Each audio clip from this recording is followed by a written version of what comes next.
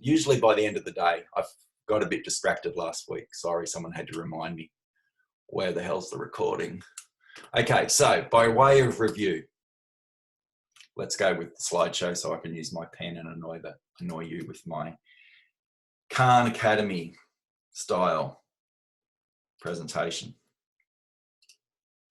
Let's go. Thanks, Annabelle. Glad you got a giggle out of it. Right. So remember, where are we in this modern era? What are foragers? What are farmers? Know the difference. What other animals apart from humans can farm? And that's a big thing, you know. A lot of animals do farm. There's a lot of symbiotic relationships. Sugar ants that get looked after. Different ants look after different insects, and they literally farm them. So we're not the only ones that do this. Symbiosis. So again, I'm not going to dwell on these, but you should be able to look at these questions and they mean something to you. Fleas and apes. So are the apes farming the fleas, or are the fleas farming the apes? Nice one, Annabelle. Okay, you want to elaborate? Again, yes, symbiosis. Yeah. Or I think sometimes fleas are more parasitic than symbiotic. I don't know if they actually give something to the host animal. Yeah, they're more a parasitic relationship rather than a symbiotic one. A symbiotic one really each ways. Yeah, that's only because they've got to get rid of them. They're not really after them for their nutritional value. Just getting rid of the nuisance, I think. Okay, good questions though, Annabelle. This is great. Thank you. I just want to put my participant thing on here. Okay, right. So again, questions. These should be making sense to you. Okay. When you hear of the Fertile Crescent, what's going on there? When you hear of the Fertile Crescent, it shouldn't be something totally unknown to you. There's a story here about our agrarian society starting. Okay. And we should know a little bit of knowledge. What did the villagers have to do as populations grew and resources become stretched? What do they have to do? Well, they had to innovate. Yeah. Humans changed enormously in the last 12,000 years, but not genetically. We've made some, evolution never kept still. We have some changes in us than from humans in the last, in our species over the last 200,000 years, especially in the last 12,000 years. Little things, for example, in more recent times, we're taller as a population. I know that might be sort of not ringing true for some of you, but generally as a global population, we're taller. Our brains are slightly smaller, which sounds a bit counterintuitive, but they're more fine-tuned, you know, more connections in a smaller space, more efficient. So we're still evolving, but we really haven't changed genetically, right? But we changed significantly during this time of during and after the agrarian revolution.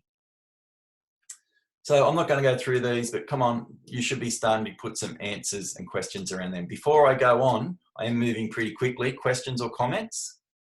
Is there any questions about this section you want to do, or raise, or comments? Or gee, I'm hip with the young people.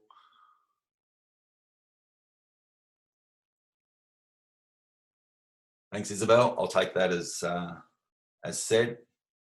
Great, thanks, Trudy. Right, so know the geological time periods. It's exactly like the periodic table. You don't have to memorize it, okay? No need to memorize all of this stuff. The better you know it, the better it is, but you should have some inkling, at least of the size of them. So we go eons, eras, periods, epochs, and to know what happened, you definitely know we're in the Holocene and we're moving to the Anthropocene. These are the most recent epochs in the most recent periods, yeah, all part of this Cenozoic era, okay, which is part of the Phanerozoic Eon. So be familiar with this. This shouldn't be a surprise with you. And should we teach this to young children? Should we teach this to young children? I want to see something in the chat room. Should we? Should little kids be aware of this? Should we have charts? Yes, yes, yes, yes. Fantastic. Of course they should. It's just a way of organising information. Who's seen a little kid into dinosaurs? Who's seen a little kid really into dinosaurs? Yes? No? Yeah. They go berserko. They know all these names. They know the scientific names. Great. So we match it up with the period. It's not hard. Who's seen all those crazy card games that the kids play, and Power Rangers and all that stuff, and all the superpowers, and you have this card and it trumps that card. What's all that stuff called? All those really crazy card games that they play. John, it's called Pokemon. Yeah, well, that's it. Thank you. Who was that? That was Kate. Thanks, Kate. Yeah, Pokemon. Did I do that right? I don't know. But you've seen them play that? How sophisticated is that? And we get him in a classroom and go, okay, now science, classifications. We have a red bead, we have a green bead, we have a red bead. What comes next? We dumb things down. Oh, Tess is having internet issues. See if you can come back in and out, Tess, see how you go. All right. So yes, this is organising information. We dumb things down. We dumb things down. Let's not do that. Okay, so that means our science literacy has to be on top of the game. We don't have to test the kids on it, but they should be aware of it. Yeah, and I see kids doing that Pokemon and those type of games and those online gaming stuff, and they're just, the extensive knowledge they have is amazing. And then you go down the skate park and you see what they can do. Not a PE lesson in sight, and watch some of those kids on skateboards and bikes and the stuff that they do, right? Yeah, Liesl, they do memorize stuff. They're real. We dumb it down. We don't, either we dumb it down or we don't elaborate on the meaning of that. Right? We dumb it down, but we certainly don't elaborate. And we've got to have enough science literacy to at least elaborate. When you're teaching, whether you like science or not, whether I've been able to win you over to science, or whether I've been able to reinforce your passion for science, I don't really give a fat rat's whiskers, because this isn't about you. What happens in your classroom must always be about your students. It must always be about the kids. And all too often, I'm afraid to say, I've seen people, particularly in primary schools, who don't like science, and it doesn't get much of a Guernsey in their classroom for a whole lot of reasons, which is an absolute, you'd like to say travesty, but it's more of a death knell for our society if we don't have science literacy, okay? Right, so this stuff is really, really critical. I want you to pitch yourself in your classrooms. Doesn't matter what age, even if it's, not even if you're in the under 5 sector particularly, have this stuff around. You've got to know what it means, and kids will be able to have to see it and interact with it. I'm getting all excited. Right, okay, so what did we do? The main big change, we expanded and conquered. That's what agrarian societies had to do. And then we see collapse after collapse of these civilizations, from the Mesopotamians through to the Ottomans and the Mongols. You know, we've got to take over more and more land. We got on this growth trajectory, and we haven't got off it. So again, this is just summary stuff. And of course, with our technology and with our growth, the weapons industry got started a long, long time ago. So the World Population Clock, we did the 2050 thing last week. How old will you be in 2050? Expect, the best modelling tells us there'll be 12 billion people in the world in 2050.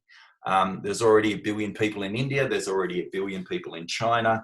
In the next decade or so, in the continent of Africa, there'll be 1 billion people.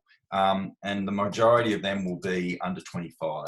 When the African continent hits 25 billion, clocks 1 billion people, the majority would be under 25. So who's for an educated moving forward African continent? Me. Can the world support that many? Yes, yes, yes, yes, yes. The carrying capacity of the world can be supported. And the good news is that 12 billion modelling shows that the population level's right out. We can carry that many people, but not at our current consumption rates. And we're going to get into that in a little while, Annabelle. I'm glad you raised it. I don't want to spend too much time on it right now, but in about 5 or 10 minutes, we'll be into it. And I'd like you to revisit that question. So we can support that.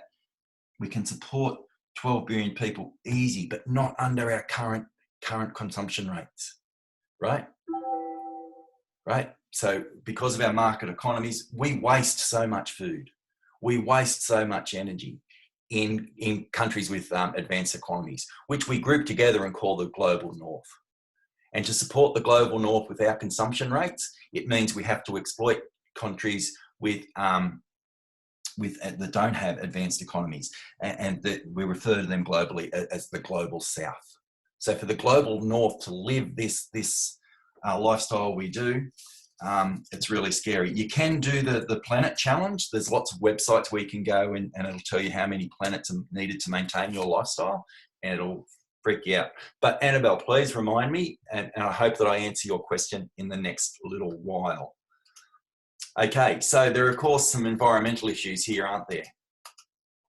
We express, we have in the Judeo-Christian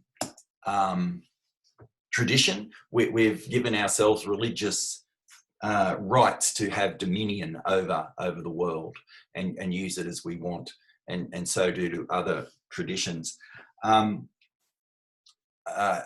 We lose our environmental ethics in our market economy.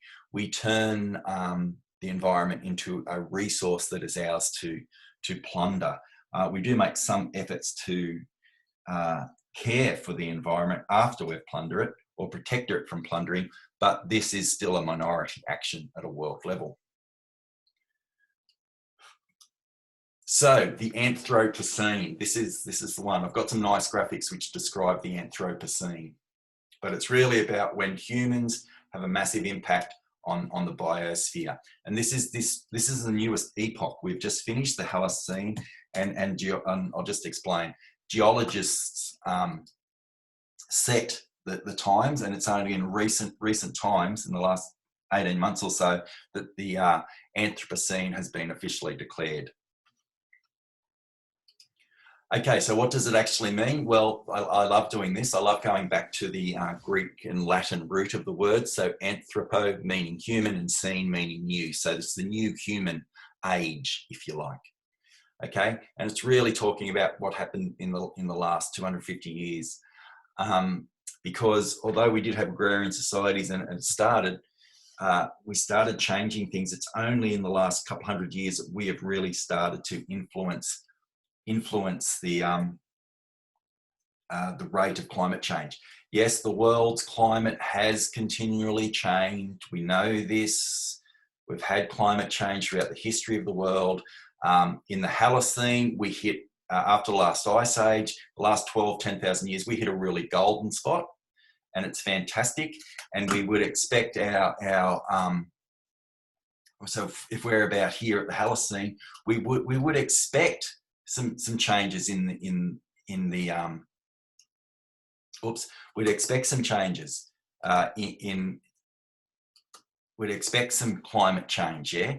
But the point is, right now we're here, okay, where the Earth would keep warming would follow a set pattern. When we can prove this through the history of the world, what's happening now is we've seen this really big growth in the climate rate.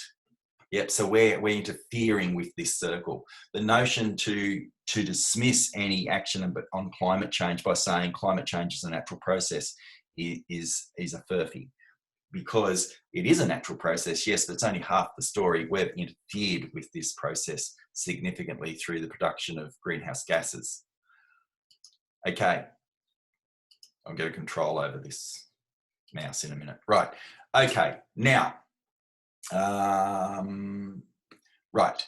This will shock you. I don't normally do this. There's the link for this video. You can watch it yourself as many times as you want. But I'm just going to stop the presentation here because I just want to flick to this. I don't normally show you these, but I want to show you this one. Hang on to your hats. This is a graph of you can still see it. Yes, I haven't stopped sharing. Okay, now this is going to go back to earlier when records were first kept. As we climb up, just click in your birth date, okay? And these are the hottest years. In 2017 was the third hottest year on record, but that was broken by 2019. So just to watch this, okay? This is rising temperatures.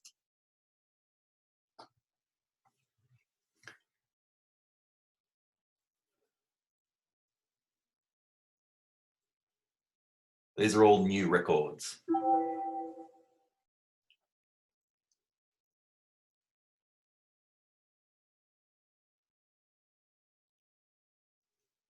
Okay. Did you manage to lock in your birth year? Like I go back to here. No, not that far. No. Damn it! I can't get no. I can't go that far. Anyway, but along here, what happens in your lifetime? Just about, I think, for you guys, we've had majority of the hottest. Look down here.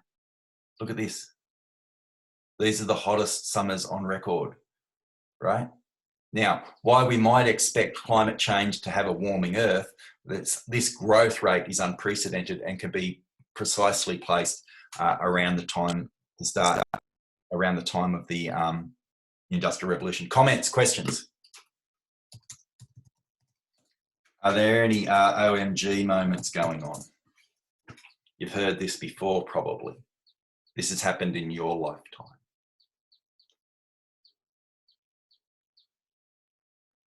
Yeah, Emily. Yeah.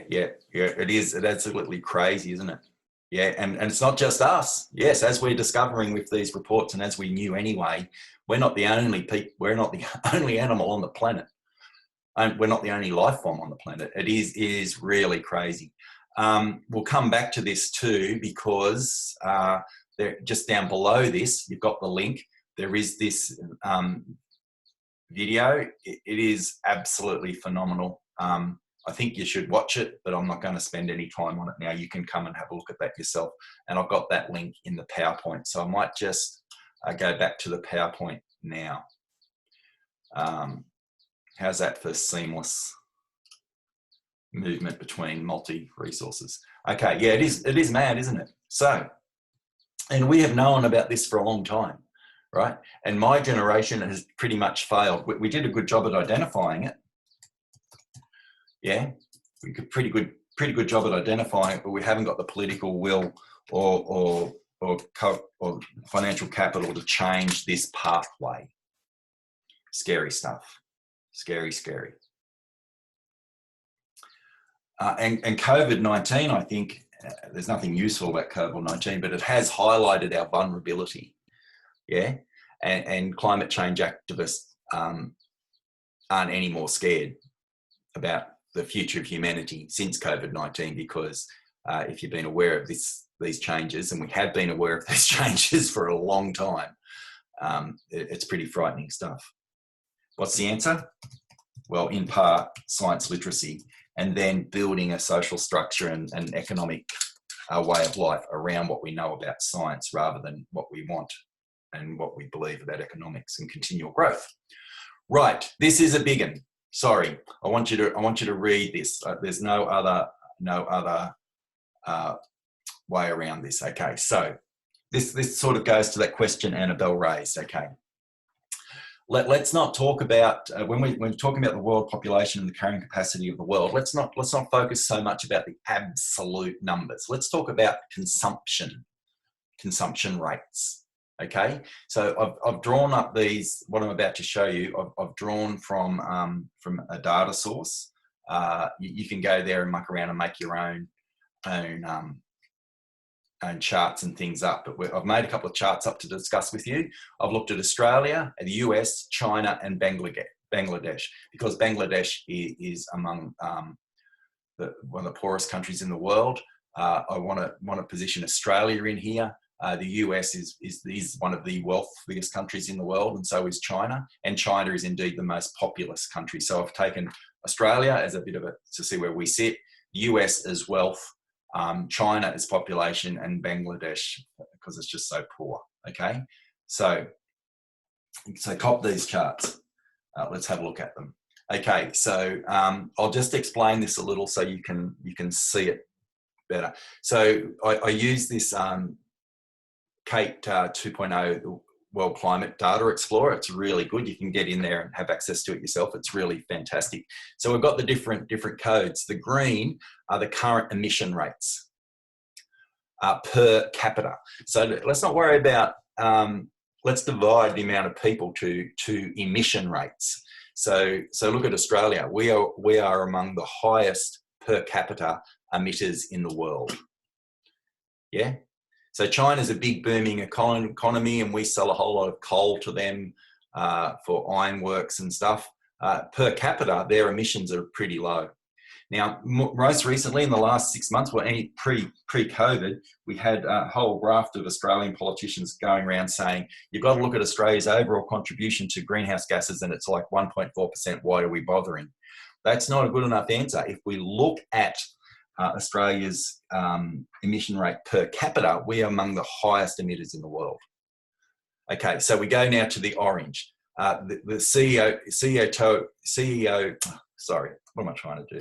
The CO2 emissions from 1850 to 1210 are the orange. Okay, so they're our actual emissions, right? So yeah, that's an argument. Oh, we're not a big player. Now here's the US actual emissions, and it's a wealthy economy, right? So lots of emissions. China isn't as bad as you'd make out. It's certainly growing and got a big population, but it's nothing like the US. Yeah, and why do you think the US are under so much pressure to alter their emissions? And again, compare all of this to Bangladesh. It's low on everything. Now the violety sort of, I don't know what color is that, blue? Someone correct me. Okay, this is CO2 emissions per capita from 1850 to 2010, right? So we've always been a big polluter. The US has always been a big polluter. China has not always been a big polluter. Either has Bangladesh. Okay, now let's just go to GDP per capita. So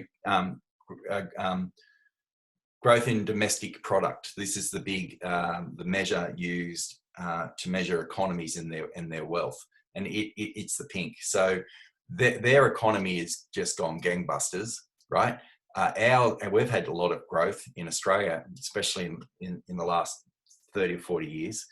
China's growth, it's still relatively poor per capita. There's some very rich Chinese since changes to the Communist Party and their relationship with business, but generally they're pretty poor, and so is Bangladesh.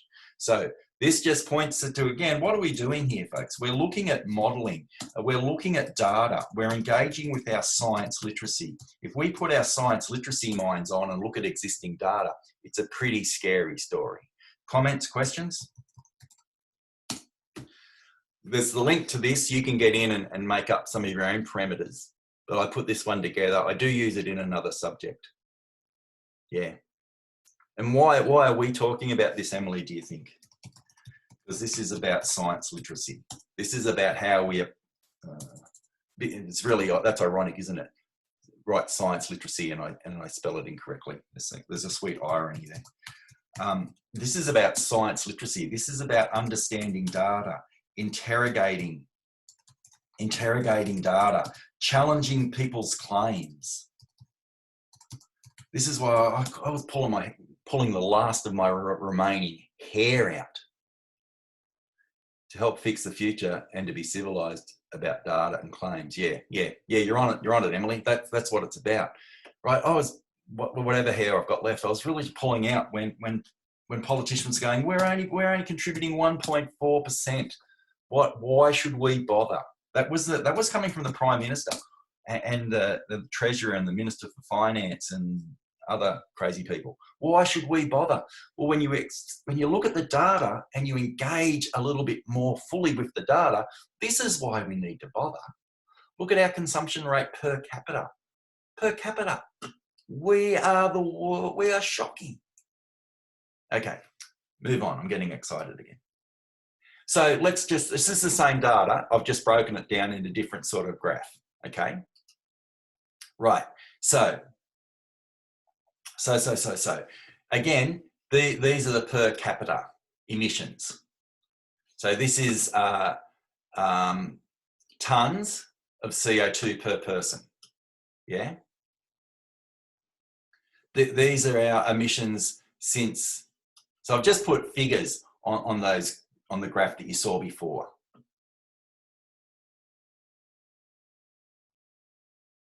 CO2 emissions per cap. So this is tons per capita since 1850 to 2010. Look at us, look at this. Look at the US. Oh, let's all blame China. Just all blame China because they're a big powerhouse, growing powerhouse. Oh yeah, yeah.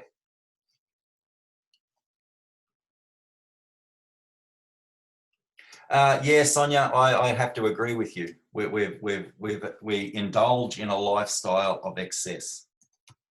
We do indulge in a lifestyle of excess, and that graph, this graph points to it. Oops, that says it all, I reckon. And this is the same thing, just expressed differently, as I said.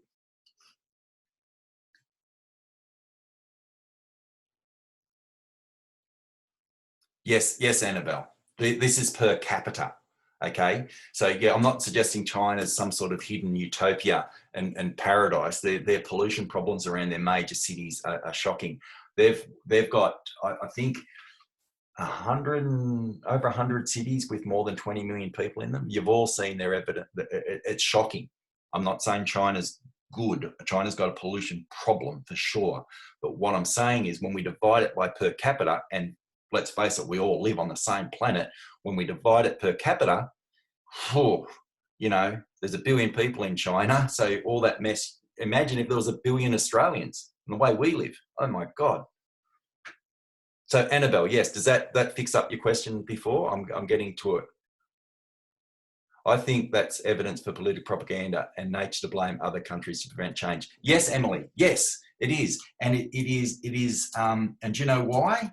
Because we lack the science. You're going to get sick of me, aren't you? We lack the science literacy. We lack the science literacy to say, show us the data. Show us the data. So when you hear the political propaganda saying, well, explain the data like this. Yeah, we don't debate nearly enough. We have to debate. We have to argue much, much better. We're so bad at arguing. And our politicians are so bad at arguing. All they do is, oh, you did this 15 years ago, or 25 years ago, you did that. It's just nonsense. They don't answer questions or engage with questions because we've got so bad at arguing. They engage in what I call, I've done some radio on this, logical fallacies. And there's about 12 or so logical fallacies you can do within an argument about distracting, playing the person, a whole range of different things. But this is, and again, I know you're getting sick of me, but this is about science literacy. If we understand the data and we can argue better, we can present this for politicians and say, oh, that's very good, but what about this? Anyway, there's more. So now this Annabelle, I think gets to your question more specifically. Let's talk about CO2 emissions and wealth and the distribution of wealth. So along this axis, how more pollution. Along this axis, wealth. Right? So spot Australia. So these are the polluting countries, the most polluting countries per emissions. total, right? And here's wealth. Yep. Wow. Wow. Yeah. There are probably some other things you could say in wow, but I'm recording this, so I'm going to be really careful. But I hope I hope there is an emotional response from you about this. I hope you're angry about this. Yeah, or angry. That's beyond angry. Right. So where is Australia? Well, I'll try and find us. I forget where we're in here somewhere. Per capita. So we're up. There we are. Look at us. Oh, there we are. How frigging proud are you to be in Australia? And what's this? This points to the thing that Sonia raised about we live in a really advanced economy. For the majority of Australians, we live a really good life. We've got 2 cars, we've got disposable income, we've got holidays, we eat good quality meats. We eat way more meat than we should. We drink much more than we should. We have to curb our ways. It doesn't mean we have to go without. Yes, and that's the worst bit, Sonia. This isn't new news. This is not new news. And what's happened? You guys have been around. You've seen the last couple of federal elections. What's the main thing politicians want to talk about? Economic growth, right? And they dismiss everything apart from economic growth. Now, there is a way to grow the economy that can also bring this down. Well, which can bring emissions down, right? It doesn't always, we need to be going this way. And we can do that through science. We can do that through the development of new technologies. Yeah, but guess what? It all comes down to science, literacy. Yeah, okay, you get the point? You can come back and revisit this stuff as well. I'll just shut up for a minute, well, for 30 seconds. Comments. I've had a few come through. What are other people thinking? Open up your mic or just, write something in the chat box. Yeah, it's scary crazy. Thanks, Tess. Yeah. And this is what happens if we're not scientifically literate. I know you're sick. I didn't last 30 seconds then. I was going to be quiet and let you get time to gather your thoughts. Come on, I want everyone to write something, please.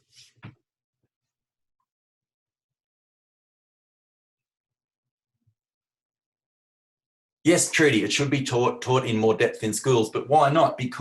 Why not? Because Baha, no, it's great. Science literacy is the go. Yeah. Why is it? Because as soon as we get into a discussion, let's talk about schools, talk about NAPLAN. And you know that in a comparative rate across the world, Australia dropped 3 spots, and this is a catastrophe. Fucking no, it's not. Whoops. Damn it. I might have to go and edit this tape. It's not a catastrophe that we dropped 3 spots. It's a test. Those NAPLAN tests are really good because they provide some information to schools about progress. Some information. There's whole, you're educators. We make judgments about education on a whole range of indicators. I will just rant like you. I'm not ranting, Sonia. No, we're not ranting. How do you get people to care? Okay. How do you get people to care? You get people by knowing the data. You ask questions. I ask questions all the time. One of my brothers and I are pretty much at war. I love my brother and we're never really at war. But we're constantly at war because he's on a completely different channel to me. I just keep asking him about the data. Where do you get that information from? How's that information got? Have you seen that information interrogated a little bit more? You can't argue on emotion, right? As much as I want to and as much as I am now, and I ask you for an emotional response, but that really doesn't get us anywhere, right? What does get us anywhere is questions around data, yeah? And questions around science and evidence. Yeah, that's what gets us somewhere. Yes, Trudy, and general poor science literacy of teachers. Now, I'm going to defend teachers here. You're going to be teachers. I was a teacher. I'm talking about classroom teachers here. They're under enormous pressure. They are pawns. They get kicked from pillar to post, right?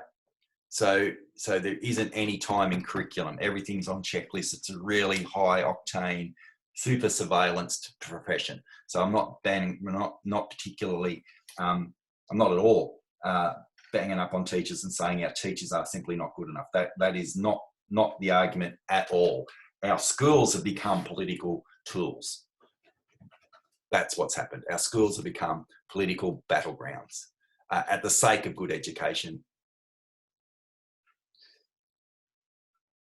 Yes, they will have some science in NAPLAN, and again, it just becomes the focus on these trigger points.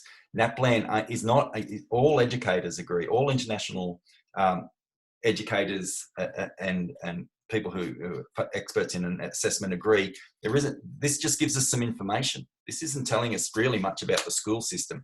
NAPLAN in particular is just how politicians have found a really poor, educationally invalid way to measure schools and get political process out of it.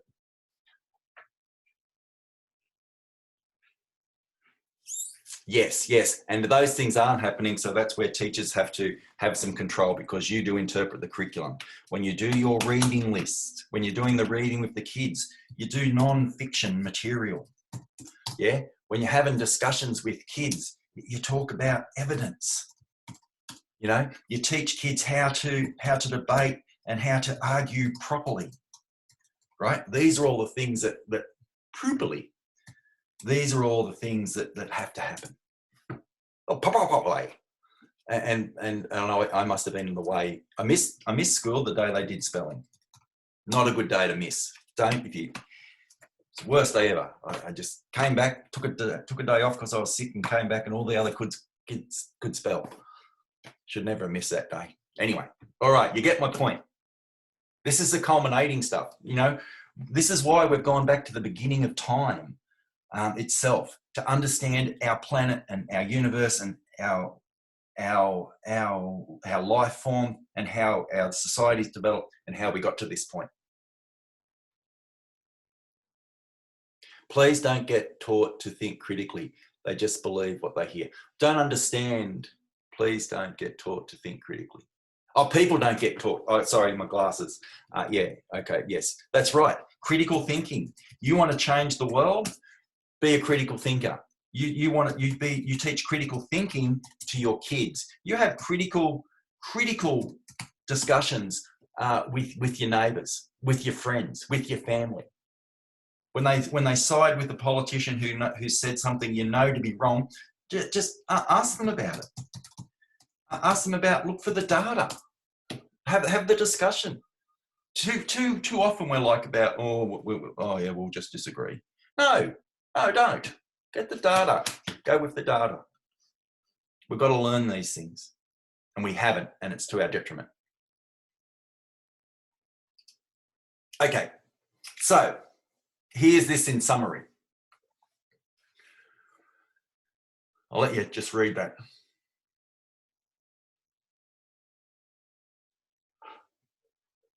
So I've just played around now with that data and put it in percentages.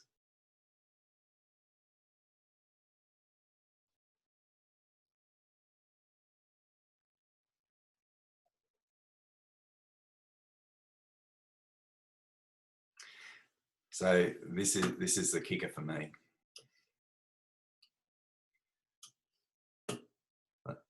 Last 160 years, each Australian has emitted the equivalent of 118 people from Bangladesh. Yeah. Crikey.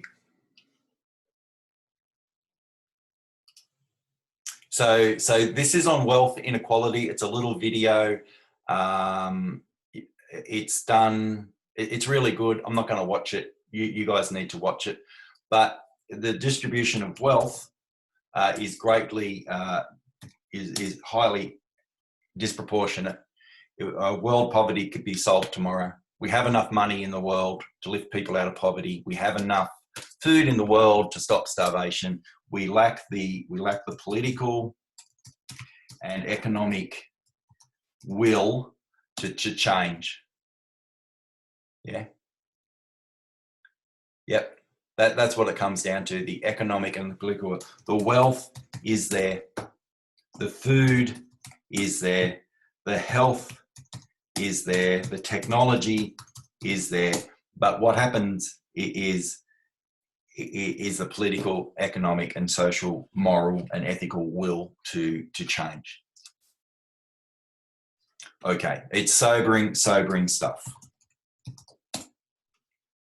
Watch this, please. It just sums it up really well. And where does this all start? This all starts with our agrarian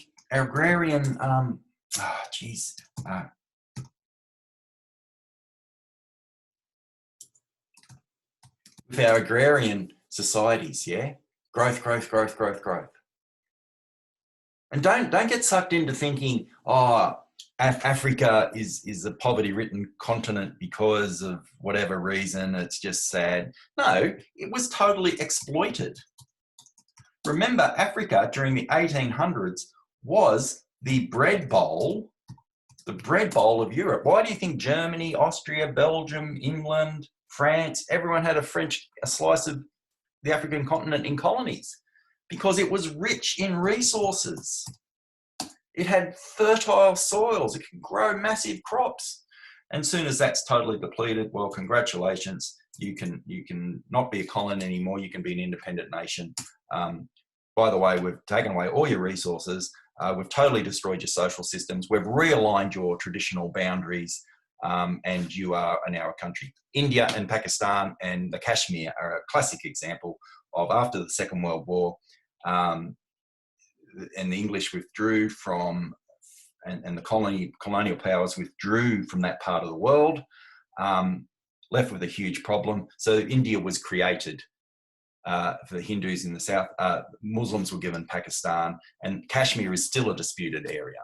You know, it's modern politics has done that.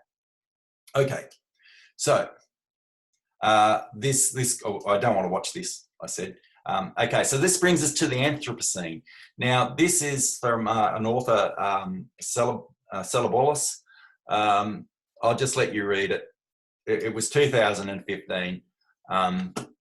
And I read this then, and I read it now.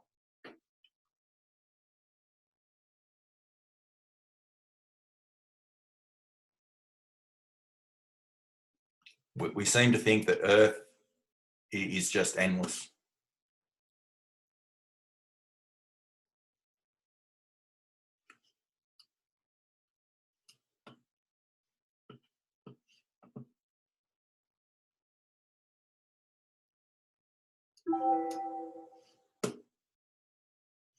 Yeah, I don't know what to say about that.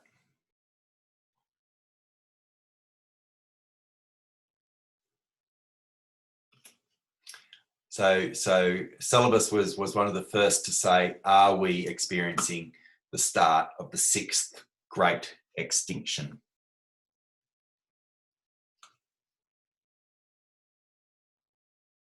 All right, you can come back and have a look at that. You can chase up the reference as well. Okay, so what does the Anthropocene mean? Let's get on to this. How does this fit into our class? Well, what dose? Sorry. It was a bad day to miss, I tell you. Missed that day at school. Can't spell. Ugh, I'll fix that. So what does the Anthropocene mean? What factors led to corrective learning? What are some reasons so many people died in the 20th century? How is the distribution of wealth just different from what it was in the agrarian? These are things that should be buzzing in your head and filling in your narrative. These are real world problems that we need to solve. This is a really good stat too. Check this photo. 75% of the Earth's land surface is managed by humans. Yeah. Whoa. Really, really good. This is the greens. It is listed in the coursework. It's in BHP, I'm positively sure. I think if you do click on this link, it will work, but I'll leave you to do that. Sorry, this is a repeat on this slide. That's a really good photo, I think, to describe the Anthropocene, knowing that 75% of the world's land mass is managed by people. So what have we done? Well, it has been good. We have experienced a good life. We have made, most people have been, there are a lot of people living a great life. The Anthropocene has been good. We're more people alive now than ever before. But some of the negatives are, of course, it comes at a cost. And people in the global south, the countries with least developed economies, have to stay in that flight pattern so the global north can continue to grow. Annabelle raised the question. But what I don't understand is we learned that extinction actually increases the rate of evolution. So by that logic, isn't extinction a good thing? Okay, interesting. So let's just break that down, Annabelle. What is it? We learned that extinction exactly increases the rate of evolution. No, okay, so extinction gives rise to niches. And then we see a rapid expansion and adaptive radiation. It's all coming back to you now, is it? Remember, this is why we do this stuff. Adaptive radiation, right? So we see a flourishing of new species. Yeah.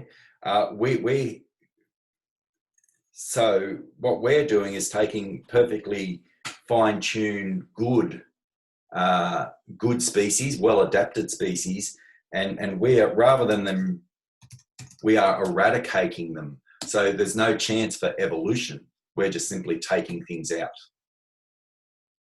Yeah? Does that make sense? Lag period. Yeah. Does that make sense, Annabelle? Okay. So king of, kind of, yeah, like spelling. Okay. Rose, I'm going to keep talking. Do you want to try and even have just put up some things to answer Annabelle's question a little bit while I keep going? Sure thing. Thanks. Yes, maybe Sonia, if people became extinct, that would be good. Actually, there are some really good studies and graphic things put together of what would happen if all the people in the world left and how long the planet would take to recover. It's really quite amazing. So there are good things and bad things. We mostly live in a society that enjoys the good things, and it makes us hard to really appreciate the enormity of the bad things. But this image should speak to you now. We can't just keep taking. So what's going to happen? Well, we could get new technologies come along to help solve problems, but that's not going to happen unless we, have greater science literacy. If we don't invest in science, if we don't invest in technologies, those things don't happen by themselves. We've industrialized a whole range of stuff, including universities. We've left it up to industry to develop stuff. Well, industry ain't going to develop things for industry.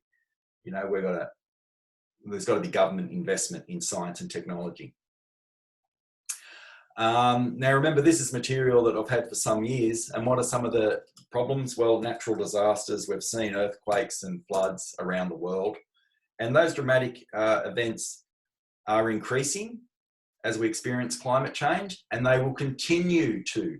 If we can reduce climate change to its optimal level, so below 2%, right, of temperature rise, those natural disasters are still going to occur.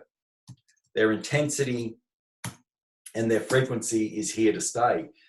So we have to be able to respond to them better. They're not going to disappear. Superbug, well, we're living through COVID-19. And this is unprecedented. Global conflict, yeah, well, the world is always at war. There has been a place of war in the world everywhere. Major conflicts have calmed down a little, but not really. And by the way, today is, I think, domestic violence day. So let's get peace in our peace and safety in our households to start with. Whoops, that went to Rose privately, sending messages to everyone. Right. So I'm getting near the end. I know there's a lot today. So where's all this coming from? Well, remember we have an evidence-based story.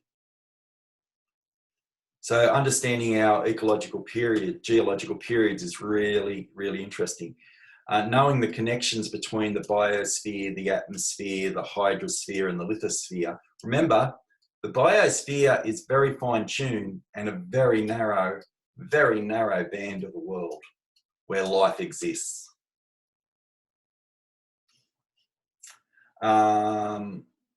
We've got records from glacial melting. Do you know that there are a group of scientists who, immunologists and disease folk, who are really, really worried about melting ice? Do you know why? Because perhaps there's some pathogens that have been locked up for millions, for maybe millions of years. Maybe there was some pathogen that could be really bad for us that's locked up, and as these glaciers melt, some of that pathogen might be released. And we saw this. So there's evidence of this of anthrax appearing in an area out of a corpse of a dead animal that was in a permafrost that wasn't permafrost anymore. So there was anthrax, this virus, living for thousands of years in this frozen corpse of an animal. We understand the chemistry of the oceans. We look at the CO2 in the oceans, okay? And scientists, that's us, we're all scientists, that climate change and the current state of the biosphere is very different to what it was when the Holocene began. Thanks, Rose, for that question. Hope that's better. Annabelle, just so you know, if you're watching the chat, Rose is answering the question Annabelle raised. Okay, so how did having large populations benefit? Well, having a large population in agrarian societies was really beneficial because there were lots of ideas, and people can become specialists. If you've got more innovators in the room, you get more innovations. Yeah, but regions can only support so many people, and this is what happened.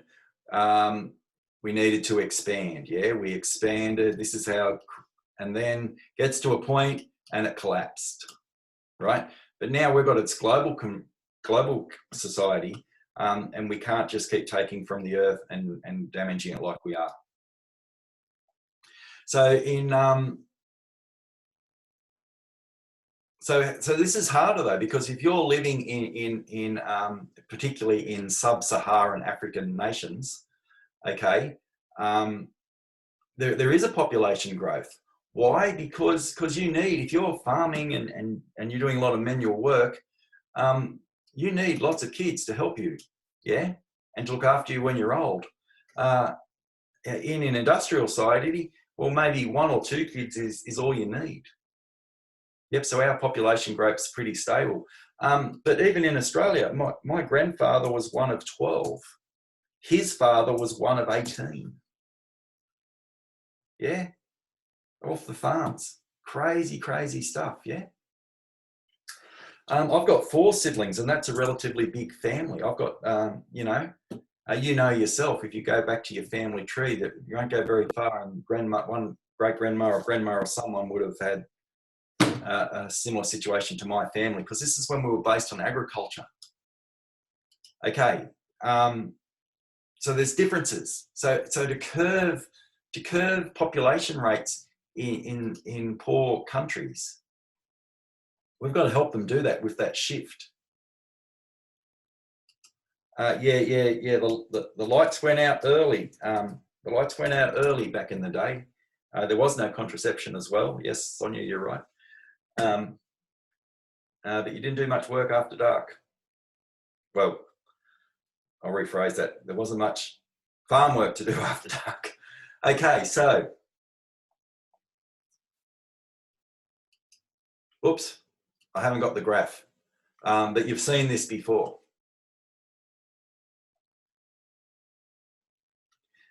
Yes, what graph was this? We described human population growth first 5,000 years. Remember, sorry, I'll end here. I haven't got the graph that goes there. Okay, all no TV, yeah. Right, so here we are. What I really, really hope is that this does give you an emotional response. Okay, but what I hope that then you use that emotion and put that energy into science literacy, into thinking critically, into understanding data, to interrogate data, to argue, to debate, right? These are the things we have to get good at. We are in terrible mess. And science literacy, to my mind, is our only way out. Because there's a whole lot of vested interests. Let's go back to this. Sorry, whoa. There's a whole lot of vested interest here, isn't there?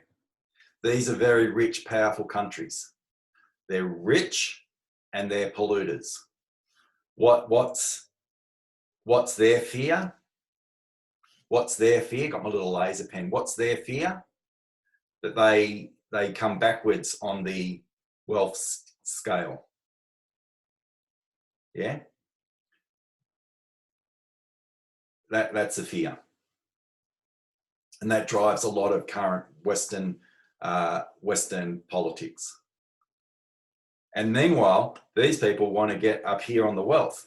And the path to do that is through industrialization. This is where there needs to be a major rethink. Can we make these people richer and have a better life? And can we make us all reduce total emissions? Yes, we can. Is it easy? No, it is not. Okay, questions and comments.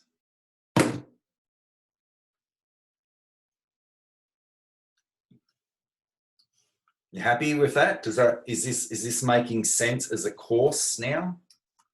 Is this subject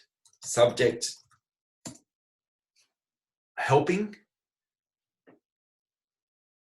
Because I think I said in the very, very first couple of weeks that the content is important. You have to do this subject for your teacher accreditation. There's good knowledge in it. That this is about, I hope this subject is about change. Right? It reinforces your mindset and makes you better equipped to deal with this, or switches you into this imperative that we're living in, that we must be more scientifically literate. And my generation is pretty much was great at identifying it, but failed to take action. You are going to live through, and the children you're teaching now and are going to teach in the next few years are going to live through the biggest social change ever, right? How that social change gets played out is unknown, but I'm pretty sure science literacy is going to be key to this. Yeah, okay, well, nuclear energy is good in some sense that it has minimal emissions, as we're used to, like fossil fuels, but a spent fuel rod has 125,000 year half-life. So how do we safely store that?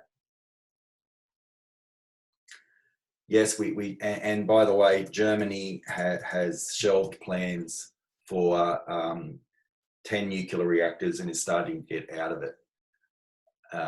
Yeah, they do use it in Canada. Yeah, they do. And Germany, lots of European countries do too. And now what are they looking for? They're looking at where to store waste. And there's been, every couple of years, there's a push for Australia to become a waste deposit unit for nuclear waste. And we're talking central parts of Australia as nuclear waste sites. There are great advancements in hydrogen technology. There's great advancements in lithium. But I think hydrogen's the great hope. And what does that cost? That means investment in science, in hydrogen. But for countries here, they're also built their economy on fossil fuels. How willing are they to put energy into hydrogen, money into hydrogen? Yes, thermal energy, geothermal energy is also very good. But if we can make some important impacts and changes, we can make some significant changes to our diets. We do not need to eat much meat. Yep. We can reduce our red meat production, and we can that would reduce methane into the atmosphere by significant events. Now, I'm not saying we need to shut down farms. I'm just saying we currently operate agriculture on an industrial level, and go and do some research on intensive food lots. Yeah, there's lots of different, there is no quick fix. It is complex. The response needs to be complex. But it has to be driven by data and science. Yeah. And no fossil fuel, no country with advanced economy is really that keen to put money into alternatives other than fossil fuel. Next week we will look at alternatives. What's the leading edge in science tell us? Next week. Geez, it's a terrible day. Terrible day to leave in this school. Okay, questions, comments. I'm happy to hang around. I'm going to stop the recording. I'm really keen for people to ask. I stopped sharing. I didn't want to stop sharing. I wanted to share. I want to stop the recording.